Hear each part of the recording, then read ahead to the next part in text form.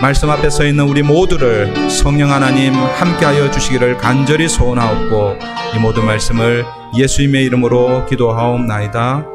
아멘. 지난주에 우리는 예수님께서 이제 갈릴리에서 예루살렘 여정으로 향하는 어떻게 보면 그 첫 출발점을 그 빌립보 가이사라에서 시작하시는데 거기에서 예수님이 두 번의 질문을 던지셨죠. 두 번의 질문을 던졌지만 그러나 그 질문의 내용은 같은 내용이라고 그렇게 말씀을 드렸습니다. 사람들이 나를 누구라 하느냐? 그러면 너희는 나를 누구라 하느냐? 예수님께서 제자들에게 그러면 너희는 나를 누구라 하느냐라고 그렇게 질문했을 때에 제자들을 대표해서 베드로가 주는 그리스도시니이다. 우리 마태복음의 말씀을 인용하면 주는 그리스도시요 살아계신 하나님의 아들이시니이다. 여러분 이 대답이 잘한 대답이라고 그렇게 말씀을 드렸죠. 예수님은 이 베드로의 사실은 제자들 전체를 대표해서 대답한 이 베드로의 대답을 듣고 이제 비로소 예수님께서 이 땅에 오신 목적이 무엇인지를 말씀하셨다고 그랬습니다. 그것이 무엇이었습니까? 8장 31절이었죠. 요약하면 이것입니다. 이제 내가 잡혀서 고난을 받고 장로들과 종교 지도자들 그들에게 배척을 받고 십자가에 죽을 것이다. 그러나 3일 만에 다시 살아날 것. 그것을 예수님께서 말씀하셨습니다. 그런데 여러분 예수님께서 이 말씀을 하셨을 때에 제자들의 반응이 어떠했는가? 물론 제자들의 반응이 나오지 않고 베드로의 반응이 나오죠. 여러분 늘 기억하십시오. 제자들의 이 반응은 베드로의 이 반응은 제자들을 대표해서 하는 반응이다라고 이렇게 이해하시면 됩니다. 베드로의 반응이 무엇이었습니까? 예수님께 그런 일이 절대로 일어날 수 없습니다. 그런 반응이었죠. 여러분 이 말은 아니 예수님은 그리스도가 아니십니까? 메시아가 아니십니까? 하나님의 아들이신데 어떻게 예수님에게 고난이 있을 수 있고 심지어 십자가에 달려 죽을 수 있습니까? 그런 일은 예수님에게 일어날 수 없습니다. 그러자 예수님은 베드로에게 뭐라고 말씀하셨습니까? 사탄아 내 뒤로 물러가라. 내가 하나님의 일을 생각하지 않고 사람의 일을 생각하는도다 라고 그렇게 예수님이 꾸짖으셨죠. 여러분 여기서 하나님의 일과 사람의 일이라고 이렇게 표현하고 있는데 결국 이 사람의 일이라는 것은 사탄이 심어준 일입니다. 그러니까 그게 사실은 사탄의 일이라고 그렇게 여러분 이해하시면 될 것입니다. 오늘 본문은 예수님께서 베드로와 제자들을 꾸짖으신 이후에 제자들이 이제 앞으로 걸어가야 할 그 길, 그걸 이제 우리가 보통 제자도라고 이렇게 부르는데 그것에 대해서 예수님께서 계속해서 말씀해 주고 있습니다. 그래서 지금 이제 우리가 살펴보는 8장 27절부터 10장 52절 크게 여기에는 예수님의 세 번에 걸친 그 순환 예고가 기록되어 있다고 그랬죠. 1차, 2차, 3차. 물론 그 사이사이에 또 다른 에피소드가 기록이 되어 있습니다. 그러나 8장 27절부터 10장 52절 마가복음의 이막에 해당된다고 그랬습니다. 이막에 해당되는 큰 그 얼개는 예수님의 순환 예고입니다. 그런데 그 순환 예고를 이렇게 잘 분석을 해보면 예수님께서 순환 예고를 하시고 제자들의 반응이 나오고 그리고 예수님께서 그 제자들의 반응을 correction, 수정해 주십니다. 그것이 결국 제자가 걸어가야 할 그 길, 어떤 길인지를 소개하고 있는 것입니다. 오늘 본문은 예수님께서 이제 제자가 걸어가야 할 제자도에 대해서 말씀해 주고 있고 사실은 저 개인적으로도 이 본문은 굉장히 부담되는 본문입니다. 그래서 깊이 있게 설교를 안 할 거예요. 깊이 있게 설교를 하면 저도 부담되고 여러분들도 부담되고 어쨌든 여러분 34절 보십시오. 제자들 꾸짖고 나서 예수님께서 말씀하십니다. 34절입니다. 무리와 제자들을 불러 이르시되 누구든지 나를 따라오려거든. 나를 따라오려거든 이 말이 어떤 의미겠어요? 제자로 나를 따라오려거든 이런 의미입니다. 제자의 참된 길을 걸으려면 그런 의미인 것이죠. 그러면 어떻게 해야 되는가? 그걸 예수님께서 제시해 주고 있습니다. 자기를 부인하고 자기 십자가를 지고 나를 따를 것이니라. 예수님의 제자로 예수님을 따르는 사람은 반드시 두 가지를 해야 되는데 그 두 가지가 뭐냐 하면 첫 번째는 자기를 부인하고 그리고 두 번째는 자기 십자가를 지고 그리고 어떻게 해요? 예수님을 따르라 라고 말씀하고 있습니다. 사랑하는 성도 여러분, 예수님의 제자입니까? 대답이 영 시원찮네요. 예수 그리스도를 나의 구주로 고백한 사람들은 다 예수님의 제자입니다. 예수님의 제자이면 예수님이 요구하시는 자기를 부인하고 나를 따르라. 그러니까 자기 십자가를 지고 나를 따르라. 이게 예수를 믿는 순간, 그때 그 상태가 여러분들이 믿음이 좋든지, 시원찮든지, 어쨌든 여러분이 예수 그리스도를 따르기로 그렇게 작정하고 결정한 그 시점이 어느 때이든지 상관없이 어쨌든 여러분 안에 이제 내가 예수님을 따라야 되겠다라는 그런 마음이 있을 때 그때부터 주님이 여러분에게 말씀하시는 두 가지가 있는데 그것이 자기를 부인하고 자기 십자가를 지고 따르라라는 거예요. 그러니까 예수님을 따르는 삶, 제자의 길은 여러분 소풍의 삶이 아닙니다. 그냥 좋은 곳에 가는 그런 게 아니에요. 사실은 순례의 길이고 예수님이 걸어갔던 그 길을 우리가 함께 걸어가는 길이라는 것입니다. 오늘은 이 자기를 부인하고 자기 십자가를 지는 것, 이게 어떤 의미인지를 너무 깊이 묵상하면 너무 부담이 되니까 좀 간단하게 우리가 좀 살펴보려고 그럽니다. 먼저 자기 부인입니다. 예수님의 제자입니까? 예수님 나를 따라오려거든 자기를 부인하다라고 이렇게 말씀합니다.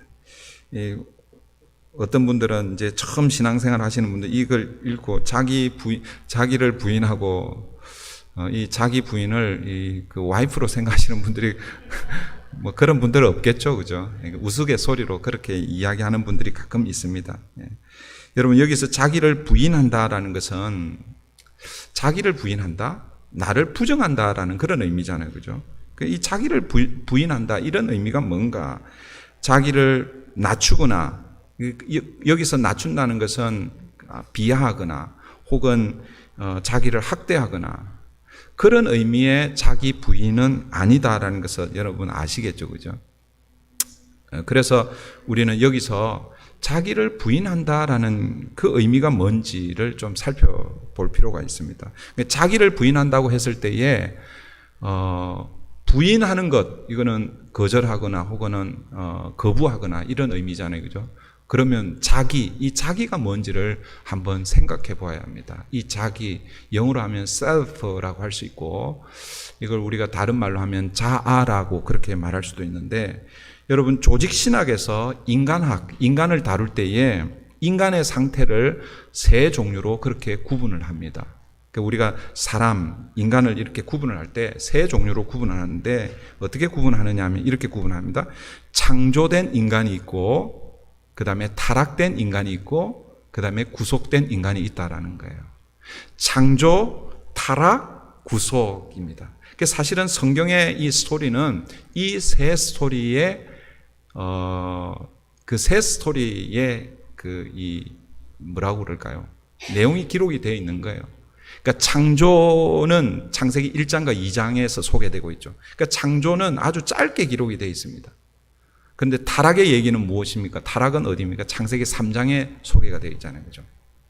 그리고 3장 마지막에 하나님께서 어떻게 하십니까? 아담과 하와에게 가죽옷을 입혀주시는 거죠. 이게 뭐예요?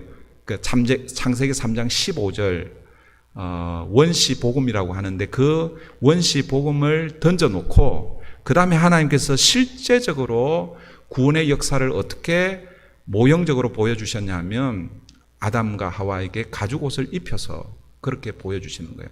그렇지만 뭐예요? 아직 완전히 구속된 것은 아니죠. 그리고 뭐예요? 그 에덴 동산에서 쫓겨나죠. 그러니까 창조된 인간의 스토리는 1장, 2장의 스토리라고 할 수 있고, 타락된 인간의 스토리는 3장의 스토리라고 할 수 있고, 구속의 이야기는 어떻게 보면 창세기 3장 15절 이후부터 이제 앞으로 계속해서 펼쳐갈 하나님의 스토리. 그래서 구속의 이야기, 구속 드라마, 이 성경을 구속 드라마라고 이렇게 부릅니다. 그 구속의 절정이 어디입니까? 십자가죠, 십자가. 예수 그리스도의 그 십자가가 구속 드라마의 절정이고, 이제 거기서부터 이제 인간의 구속이 시작이 되고, 그 이제 완성은 언제 일어나느냐? 예수님이 재림에 오실 그때에 완성되는 것입니다. 조직신학에서 인간학을 다룰 때 이렇게 인간을 구분을 하는데, 인간 전체를 볼 때 창조된 인간, 타락된 인간, 그리고 구속된 인간, 이렇게 구분을 할 수 있는데, 이것을 우리 개인에게 적용하면 창조된 자아, 자기, 타락된 자아, 그리고 구속된 자아, 이렇게 구분을 할 수 있다라는 것이죠.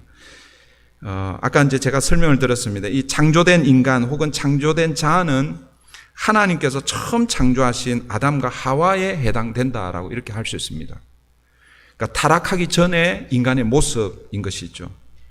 그런데 지금은 창조된 혹은 완전한 그런 인간, 그런 자아를 가진 사람은 없습니다. 왜 그렇습니까? 아담과 하와의 이 범죄 이후에 완전하게 창조된 인간의 모습이 어떻게 됩니까? 깨어졌죠. 하나님의 형상으로 지어진 인간이 죄로 말미암아 훼손되었어요. 왜곡되었어요. 그래서 타락했다라고 이렇게 부르는데, 그래서 타락된 인간, 타락된 자아가 되어 버립니다. 그래서 사실은요, 인간이 지금 이제 하루에도 꽤 많이 여러분들이 상상한 것보다 훨씬 많은 아이들이 태어나잖아요, 그죠?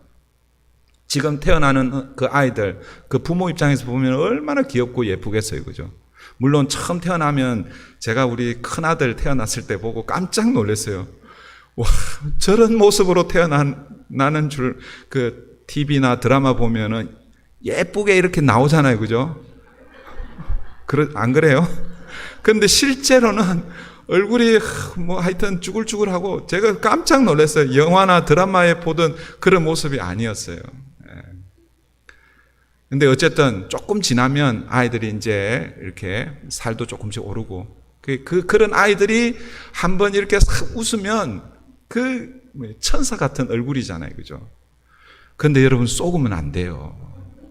속으면 안 됩니다. 그 천사 같은 얼굴을 가지고 있는 그 아이들이 천사가 아니에요. 여러분, 태어나면, 웃지 마시고, 제가 여러분 웃으라고 지금 얘기하는 게 아닙니다. 여러분, 아이들이 천사 얼굴을 가지고 그렇게 태어나는 것처럼 보이는 거예요. 그러나 타락된 인간으로 태어나는 거예요. 그러니까 완전한 창조된 인간은 여러분 창세기 1장, 2장, 그리고 타락하기 3장, 그 때만이고, 그 이후에는 다 뭐예요? 타락된 인간이라는 것이죠. 그런데 하나님의 은혜가 우리 인간을, 그 타락된 인간에게 머물러 있지 않고 그 인간을 구속하기를 원하시는 것이죠. 이게 하나님의 은혜인 거죠. 이것이 하나님의 사랑인 것이죠. 이걸 구약에서 헤세드라고 그렇게 부르고 있죠. 그러니까 이 타락된 인간을 하나님이 구원하기를 원하신다라는 거예요. 그 하나님의 구원의 역사가 베풀어질 때에, 그때 우리는 비로소 타락된 인간에서 구속된 인간, 혹은 개인으로 볼 때는 구속된 자아를 가지게 되는 것입니다. 그래서 고린도후서 5장 17절 이렇게 말씀하죠. 그런즉 누구든지 그리스도 안에 있으면 새로운 피조물이라. 이 새로운 피조물이라는 것은 뭐예요? 새롭게 재창조된, 구속된 그런 피조물이라는 것이죠. 이전 것은 지나갔으니 보라 새 것이 되었도다. 그리스도 안에서 타락된 인간이 새로운 피조물, 즉 구속된 인간이 된다라는 것이죠.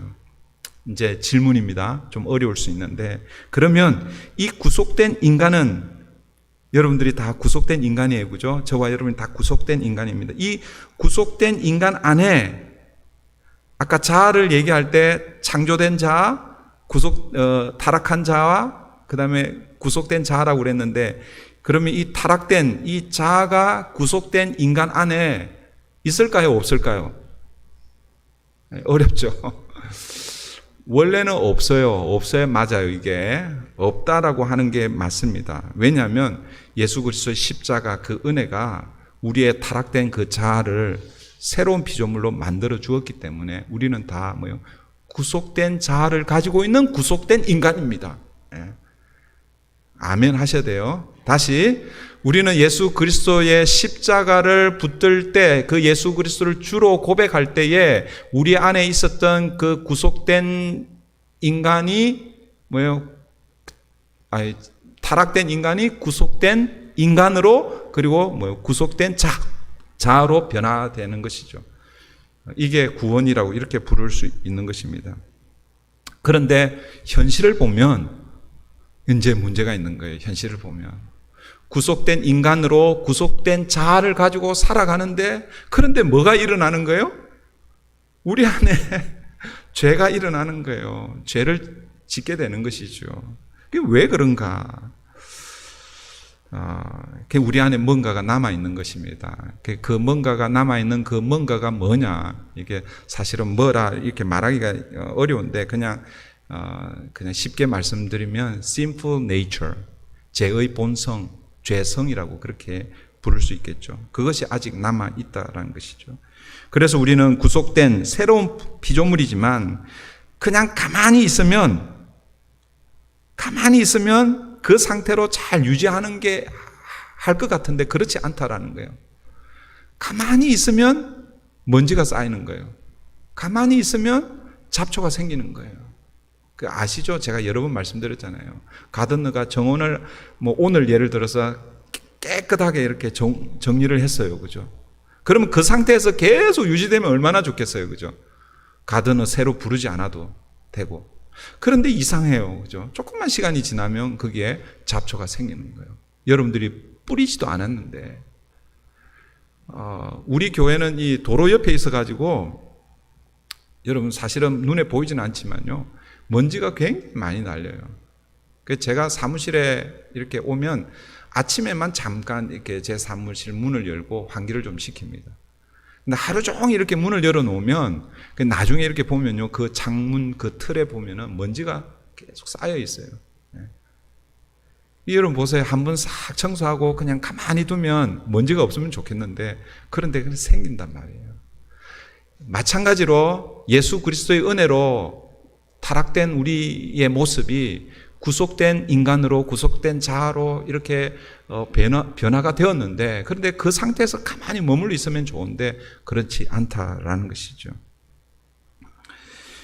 그래서 사도 바울은요, 로마서 7장에서 그 마지막 부분에서 자기 안에 두 법이 싸운다 그랬잖아요. 그죠? 하나는 하나님의 법, 하나는 죄의 법. 그 죄의 법이 결국 뭐예요? 육신의 정욕, 이생의 자랑, 암흑의 자랑이죠. 이런 것들이 싸운다는 거예요. 그래서 오라 나는 공고한 자로다. 누가 이 사망의 몸에서 나를 건져내랴. 그렇게 탄식했습니다. 그리고 고린도전서 15장 31절에 보면 나는 날마다 죽는다라고 그렇게 고백하는 거예요. 사도 바울이 죽고 싶어서 죽는다 그렇게 얘기한 게 아니죠. 그죠? 자기가 예수 그리스도를 그 다메섹 도상에서 만나고 하나님의 은혜를 체험했습니다. 이제는 하나님의 자녀가 되었구나. 새로운 피조물이 되었구나. 그 상태에서 계속 머물러 있으면 괜찮은데, 그런데 그런 은혜를 경험했는데도 시간이 지나면 지날수록 뭐예요? 자기 안에 계속해서 싸움이 일어나는 거예요. 자기를 죽이지 않으면 그 하나님의 구속의 은혜를 경험할 수 없으니까, 그래서 뭐예요? 날마다 죽는다라고 그렇게 고백하는 거예요. 여기서 날마다 죽는다고 할 때는 진짜 죽으면 안 되죠. 그의 죄의 본성을 죽인다라는 그런 의미이죠. 이것은 자기 부인은 그냥 되는 게 아니라는 거예요. 저와 여러분이 다 구속된 인간으로 구속된 자아를 가지고 있는데, 자기 예수님께서 나를 따르려거든 자기를 먼저 부인하라라고 얘기하는데, 이 자기 부인은 그냥 가만히 있으면 저절로 되는 것 아니라라는 거예요. 여기에는 힘겨운 싸움이 있다라는 거예요. 사도 바울이 오라 나는 공고한 자로다 고백했던 것처럼, 나는 날마다 죽는다라고 고백했던 것처럼 저와 여러분 안에 이 믿음의 여정 가운데서 그런 싸움이 있어야 되는 거예요. 그러므로 자기 부인은요, 우리의 이 믿음의 여정에서 계속해서 해야 할 싸움이고, 그것을 우리 믿음의 이 선배들은 경건훈련이라고 이렇게 불렀습니다. 우리가 일주일에 한 번 드리는 이 예배도 어떻게 보면 경건훈련의 한 부분이라고 할 수 있습니다.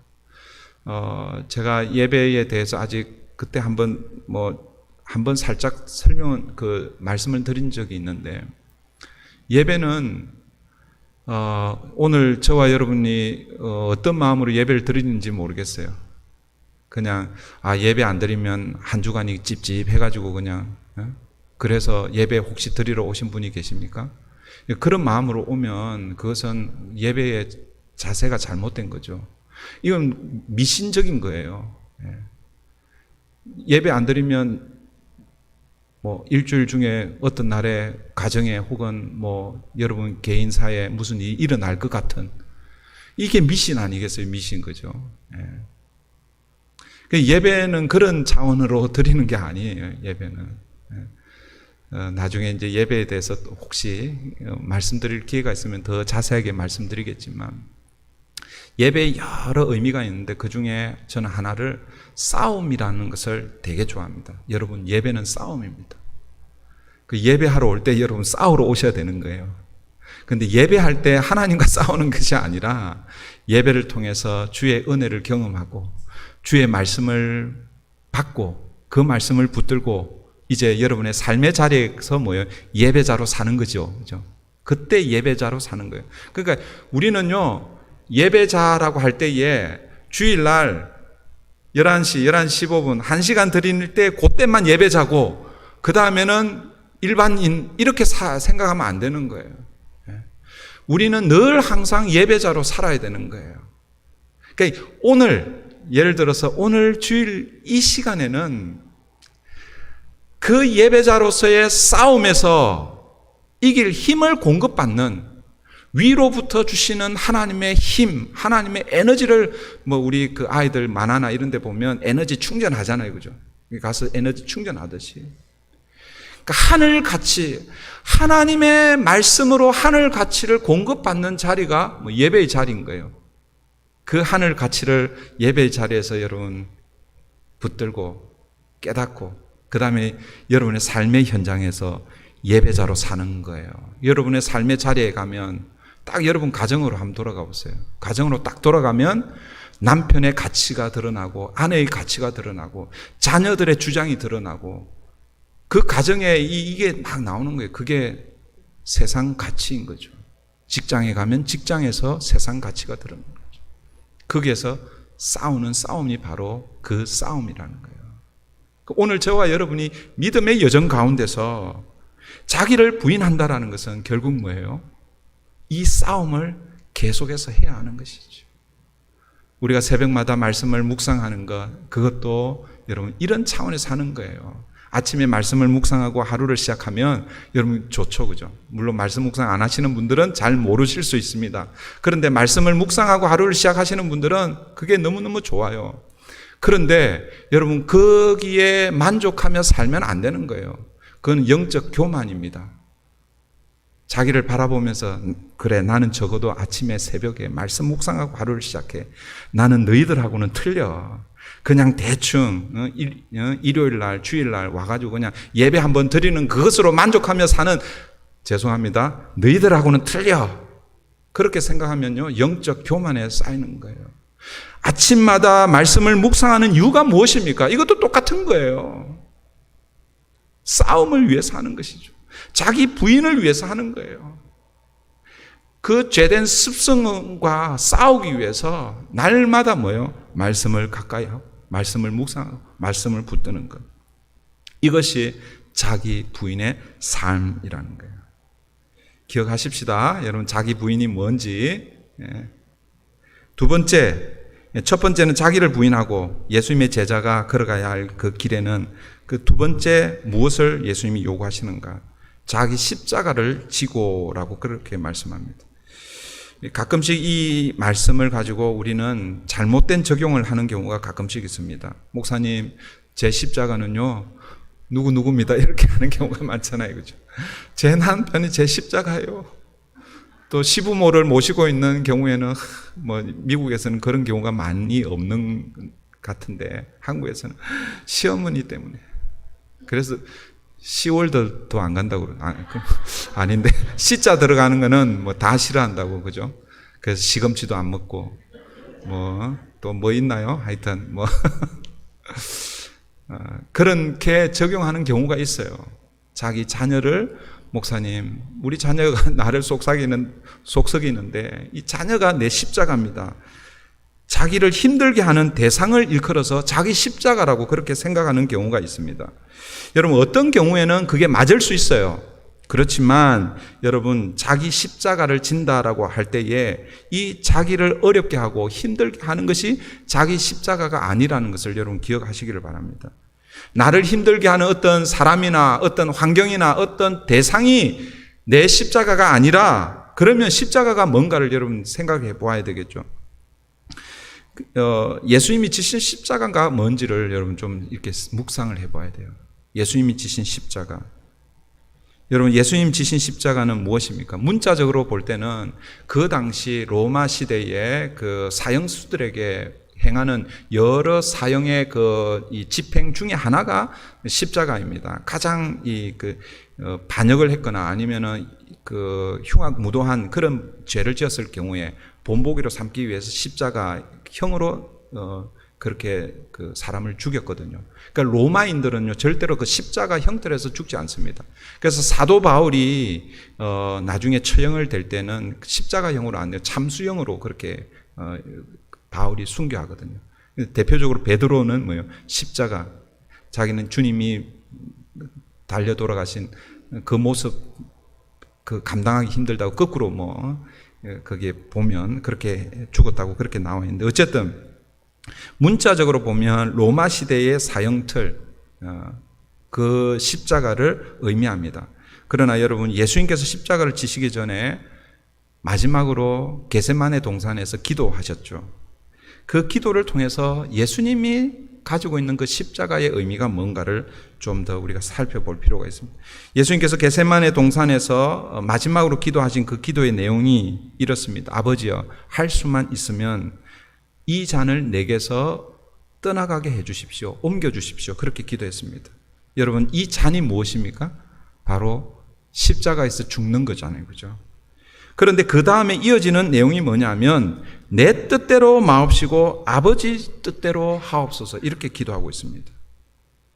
그러니까 예수님이 마셔야 할 잔은 십자가를 지는 것인데, 그런데 그것은 결국 아버지의 뜻이라는 것이죠. 그러니까 예수님은 지금 십자가를 통해서 무엇을 이루기를 원하시는 거예요? 아버지의 뜻을 이루기를 원하신다라는 거예요. 그러니까 결국 예수님이 지는 십자가는 결국 아버지의 뜻을 이루는 거라는 거예요. 그러니까 이 말씀을 오늘 우리에게 적용해 보면, 여러분을 어렵게 하는 것이 여러분의 십자가가 아니라 여러분을 통해서 이루실 하나님 아버지의 뜻이 무엇인지, 그 뜻을 이루기 위해서 때로는 예수님이 지신 그 십자가와 같은 그 고난, 또 더 넘어 어떤 경우에는 심지어 목숨까지도 내어놓아야 할 그런 것들이 있다고 하면 그것을 지고 예수님을 따르라라는 그런 의미이죠. 만약에 여러분 남편이 하나님 아버지의 뜻이라면 남편이 여러분의 십자가일 수 있습니다. 시어머니가 그 시어머니의 그 구박이나 혹은 시어머니가 아직 예수를 믿지 않는데 그 구박을 참아내고 그 시어머니를 구원케 하는 것, 이게 하나님의 뜻이라면 그게 시어머니가 여러분 십자가일 수 있습니다. 시어머니가 구박하는 그게 십자가가 아니라 그 시어머니를 하나님 앞으로 이끌어 가려고 하는 그 마음이 여러분 십자가인 것이죠. 완전히 틀린 것입니다. 그런 의미에서 여러분, 이 십자가는, 오늘 저와 여러분이 져야 할 십자가는 단순히 여러분을 어렵게 하고 힘들게 하고 하는 그것이 아니라 아버지의 뜻을 이루는 것, 이것이 여러분이 지고 가야 할 십자가인데, 그것을 짊어지고 갈 때에 때로는 뭐가 따를 수 있습니까? 고난이 따를 수 있는 것이죠. 때로는 어려움을 겪을 수 있다라는 것이죠. 그런 의미에서 오늘 나의 십자가는 무엇인가? 혹시 여러분의 삶을 통해서 하나님의 뜻이 이루어지기를 원합니다. 하나님의 뜻이 무엇입니까? 여러분 기도하시는 분 계십니까? 그러면 여러분들 하나님께서 하나님의 뜻을 보여주실 거예요. 그럼 그 일을 위해서 걸어가는데 어렵고 힘들 때 감당해야 하는 것이죠. 자기를 부인하고 자기 십자가를 지고 주님을 따르는 일, 여러분 이 일은 결코 쉬운 일이 아닙니다. 예수님을 따르는 제자의 길, 제자도에는요 반드시 대가를 지불해야 합니다. 경우에 따라서는 자기의 목숨까지도 내놓아야 한다라는 그런 의미이죠. 그런 의미에서 예수님을 믿고 이 땅을 사는 길, 이 믿음의 여정은요, 제가 지난주에도 말씀드렸죠. 예수 믿고 만사형통, 그 길이 아니라는 거예요. 오히려 좁은 문을 통과하고 이제는 그때부터 좁은 길을 걷는 것, 이것이 믿음의 여정이고 예수님의 제자로 걷는 길이라는 것입니다. 그런데 여러분, 제자의 길은 분명 십자가의 길은 맞지만 거기서 끝나는 것이 아니라고 그랬죠. 그 십자가 너머의 일이 있다고 말씀을 드렸습니다.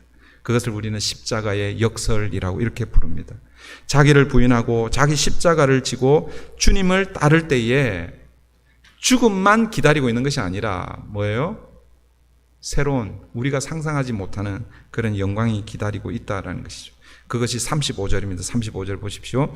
누구든지 자기 목숨을 구원하고자 하면 잃을 것이요 누구든지 나와 복음을 위하여 자기 목숨을 잃으면 구원하리라. 누구든지 자기 목숨을 구원하고자 하면, 이 말은 자기를 위해서 사는 자, 그러니까 자기를 부인하지 않고 자기만을 위해서 사는 사람을 의미하는 것이죠. 그러니까 자신을 위해서 살면 결국 뭐예요? 잘 사는 것처럼 보이지만 마지막 때에 자기의 목숨, 여기서 이 자기의 목숨은 영원한 생명을 의미하는 것이죠. 그것을 잃을 것이다 라고 말씀합니다. 그러니까 자기를 부인하지 않으면 자기의 생명을 잃게 될 것이다 라고 말씀하는 거예요. 그러나 나와 복음을 위하여 자기 목숨을 잃는 사람은, 즉 제자의 길을 걸으면, 그래서 경우에 따라서는 고난을 받아야 되고 때로는 목숨을 내어놓아야 할 때도 있죠. 고난 받는 거는 할 수 있겠는데 그래도 목숨, 이거는 여러분 쉽지 않은 거죠. 그렇죠? 그런데 예수님이 먼저 그 일을 걸어가셨고 제자들이 그 길을 따라갔고 제자의 제자들이 그 로마 그 10대 박해에서 수많은 믿음의 사람들, 그 히브리서 11장 그 후반부를 보면 믿음의 여정을 걸어갔던 수많은 사람들이 박해와 순교의 길을 걸어갔다는 것을 우리가 이미 다 알고 있습니다. 여러분, 1차 순환예고 이후에 예수님께서 제자도를 가르쳐 주시면서, 오늘 이 말씀을 가르쳐 주시면서 예수님께서 마지막으로 두 가지를 언급하고 있습니다. 그 두 가지가 뭐냐면, 첫 번째는 경고의 말씀이고 두 번째는 영광을 미리 보여주시는 거죠. 경고는 무엇인가? 36절부터 38절까지인데 제가 빨리 한번 읽어드립니다. 사람이 만일 온 천하를 얻고도 자기 목숨을 잃으면 무엇이 유익하리요? 사람이 무엇을 주고 자기 목숨과 바꾸겠느냐? 그러니까 36절, 37절 이 말씀은 목숨이 아주 중요하다라고 이렇게 강조하고 있죠. 누구든지, 38절입니다. 누구든지 이 음란하고 죄 많은 세대에서 나와 내 말을 부끄러워하면 인자도 아버지의 영광으로 거룩한 천사들과 함께 올 때에 그 사람을 부끄러워하리라. 이게 경고의 말씀입니다. 한마디로 정리하면 너희가 나를 부끄러워하면 나도 너희를 부끄러워하리라, 그런 의미죠. 언제 그렇게 하시겠다는 거예요? 아버지의 영광으로 거룩한 천사들과 함께 올 때에, 마지막 때입니다. 마지막 심판 때에 그렇게 하시겠다라는 그런 말씀이죠. 여러분, 마지막 심판 때에는요, 그때 돌이켜도 돌이킬 수가 없는 거예요. 여러분. 가끔씩 그런 분들이 계십니다. 마지막 라스트 이 미니스에 가서 내가 이렇게 돌이켜야지. 아니요. 그렇게 할 수 없는 거예요. 그때는 이미 늦었다라는 그런 의미죠. 이것이 예수님의 경고의 말씀입니다. 그러면 경고로만 끝나는 것이 아니라 예수님 영광도 말씀해 주십니다. 그러니까 제자의 길을 걸을 때에 고난이 오고 심지어는 목숨의 위험이 올 때에, 그때에 나와 복음을 부끄러워하면 마지막 인자가 올 때에, 하나님의 영광을 가지고 올 때, 그때 나도 그들을 부끄러워하겠다라고 이렇게 말씀하셨어요. 그렇지만 나와 마지막 그 제자의 길, 고난과 때로는 어렵고 힘든 것들이 온다 할지라도 그것을 이겨내면 그들에게 영광이 주어질 것이다. 그 영광이 바로 9장 1절에서 소개되고 있죠. 9장 1절을 보십시오. 또 그들에게 이르시되 내가 진실로 너에게 이르노니 여기 서 있는 사람 중에는 죽기 전에 하나님의 나라가 권능으로 임하는 것을 볼 자들도 있느니라 하시니라. 영광은 무엇입니까? 바로 하나님 나라의 권능, 하나님의 나라가 능력으로 임할 때 그것을 경험한다라는 것이죠. 여기 서 있는 사람 중에 죽기 전에 하나님 나라가 권능으로 임하는 것을 볼 자들도 있다. 이 부분을 어떻게 해석에 대한 그런 내용들이 분분합니다만은 2절부터 이어지는 것이 어떤 내용이냐면 예수님의 변화산에서의 모습이거든요. 예수님이 뭐예요? 영광의 모습을 보여주는 거예요. 그 영광의 모습을 보여주는데 그게 언제 일어나는 거예요? 그때 잠시 변화산에서 잠시 보여주지만 그것은 언제 일어날 일이냐면 바로 십자가의 죽음을 경험하고 일어날 일이고, 그리고 그 예수님께서 부활의 첫 열매가 되셨을 뿐만 아니라 이제는 앞으로 그 주님의 길을 따라 걷는 자들에게 주님께서 주님을 따르는 자들에게 주실 영광이라 그런 의미인 것이죠. 그 변화산에 대한 내용은 이제 우리가 다음 주에 또 살펴보도록 그렇게 하겠습니다. 이제 말씀을 맺습니다. 사랑하는 성도 여러분, 여러분은 예수님을 누구로 고백하십니까? 너희는 나를 누구로 하느냐? 베드로의 고백이 저와 여러분의 고백인 줄 믿습니다. 그렇다면 여러분은 예수님의 제자입니다. 예수님의 제자들은 제자의 길, 제자도를 걸어가야 하는 것이죠. 제자의 길이 뭐라고요? 두 가지를 염두에 둬야 된다고 그래요. 첫 번째는 자기를 부인하고, 자기 부인은 무엇입니까? 자기 부인은요, 내 안에 아직도 남아있는 이 죄의 습성과 싸우는 일입니다. 그 싸움에서 이기기 위해서는 뭐가 공급이 되어야 된다고요? 하나님의 법이 공급이 되어야 되는 거예요. 그냥 가만히 있으면은요, 백전백패. 그래서 우리는 날마다 주님의 말씀으로 나아가야 되는 것이죠. 주일날 함께 예배할 때는 우리 교회, 브릿지 교회가 공식적으로 하나님의 말씀을 공급받는 거고, 그 말씀으로 한 주간 승리하는 거고, 여러분 개인적으로는 매일매일 말씀을 묵상하면서 그 말씀으로 여러분 자신을 부인하며, 여기서 부인한다고 자기를 막 때리고 학대하고 그게 아니라 여러분의 안에 있는 그 죄성과 싸우는 그 일이랍니다. 그리고 뭘 지고? 자기 십자가를 지고. 여러분을 힘들게 하는 게 여러분의 십자가 아닙니다. 여러분, 그것은 여러분이 잘못해갖고 오는 거예요. 여러분 시어머니한테 잘 해줘 보세요. 그러면 구박할까요? 그래도 구박하는 시어머니 혹시 있을 수 있지만 그러면 그 시어머니가 잘못된 거고. 어쨌든 여러분을 힘들게 하는 것이 십자가가 아니라 하나님의 뜻이 무엇인지를, 그 뜻을 이루기 위해서 혹시라도 오게 되는 그런 고난, 그것을 기꺼이 감내하겠습니다. 감당하겠습니다. 그리고 주님을 따르는 거예요. 그 주님을 따를 때에 그 길은 좁은 길이지만 그러나 그 너머에 뭐가 기다린다는 거예요? 주님의 영광이 우리를 기다리고 있습니다. 저와 여러분이 그 주님의 영광에 함께 참여하는 저와 여러분 되기를 바랍니다. 이제 우리가